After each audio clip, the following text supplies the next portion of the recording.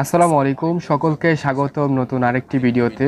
আজকে আমরা modal verb ought to নিয়ে আলোচনা করব। মডেল ভার্বগুলোর মধ্যে অট টু অন্যতম একটি মডেল ভার্ব, যদিও এই মডেল ভার্বটি এত ব্যবহার হয়ে থাকে না।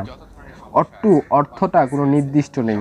অট টু বিভিন্ন অর্থে ব্যবহার হয়ে থাকে, কখনো উচিত অর্থে, কখনো বাধ্যবাধকতামূলক অর্থে।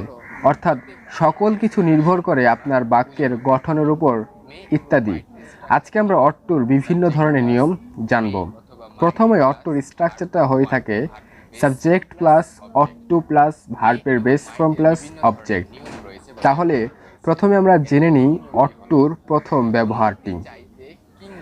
প্রথম ব্যবহারটি হয়ে থাকে অট টুর উচিত, কর্তব্য, উপদেশ, বাধ্যবাধকতামূলক বা অনুরূপ অর্থ প্রকাশ করতে অট টু ব্যবহার হয়ে থাকে।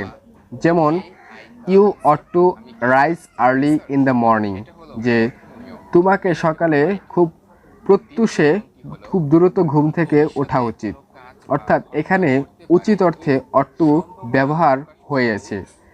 অট টুর দ্বিতীয় যে নিয়মটি ব্যবহার হয়ে থাকে, যেমন ধীর সম্ভাবনা বোঝাতে অট টু ব্যবহৃত হয়ে থাকে।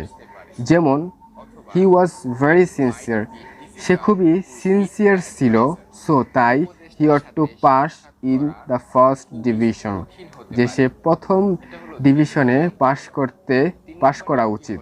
অর্থাৎ তিনি তার পড়াশোনায় খুবই সচেতন ছিলেন, তিনি নিয়মকানুন মেনে প্রতিনিয়ত তিনি পড়াশোনা করতেন। এই বিষয়টা তাই বলছে যে তাকে আসলে পড়াশোনার পরীক্ষার মাধ্যমে অর্থাৎ পাশ করার মাধ্যমে সে যেন ফার্স্ট ডিভিশন অর্থাৎ ফার্স্ট ক্লাস পায়, এরকম তার পাশ হওয়া উচিত।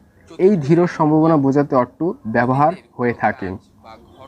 এবং সর্বশেষ অট টু যেটি সবচাইতে বেশি ব্যবহার হয়ে থাকে সচরাচর, সেই নিয়মটি হলো যখন সাবজেক্ট তার দায়িত্ব পালন ঠিকমতো করছে না, বা সে কোনো কাজ নির্বুদ্ধিতার সাথে করেছে, বা বিচক্ষণতার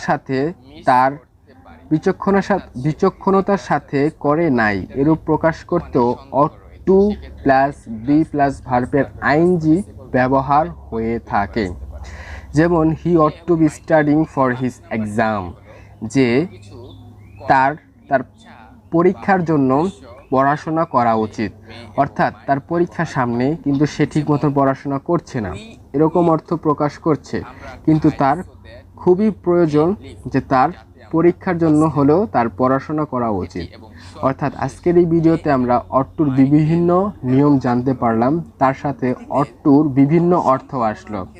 আমার যত অভিজ্ঞতা রয়েছে তার মধ্যে অট টু এরকম একটা মডেল ভার্ব, যে মডেল ভার্বের বিভিন্ন ধরনের অর্থে ব্যবহার হয়ে থাকে। এটা বাধ্যতামূলক, এটা কর্তব্য, উপদেশ, বিভিন্ন ধরনের ভাবে ব্যবহার হয়ে থাকে। তো আজকের ভিডিওটি কেমন লাগলো সেটা অবশ্যই কমেন্টে জানাবেন। দেখা হচ্ছে পরবর্তী ভিডিওতে। সকলে ভালো থাকুন, সুস্থ থাকুন। আসসালামু আলাইকুম।